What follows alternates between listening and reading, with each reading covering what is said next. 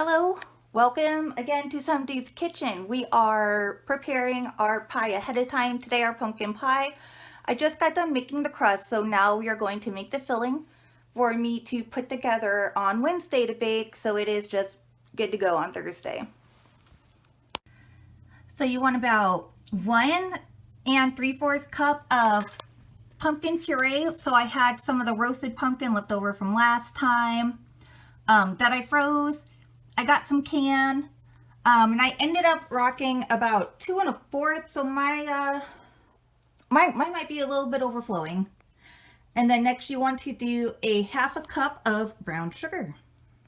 And then of course your pumpkin pie spices. So I have ground clove, ground cinnamon, and pumpkin pie spice.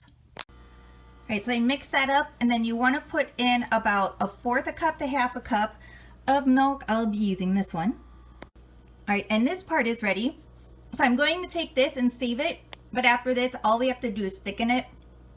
And if you want to bake it, thicken it with like cornstarch or tapioca flour. And if you don't want to bake it, use vanilla pudding, instant vanilla pudding powder. Ta-da! I'm going to be doing the lazier cold pumpkin. So this is that same pumpkin mix we made with the real pumpkin, the canned pumpkin.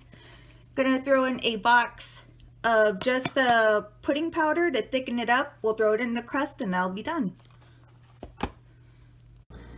Yum!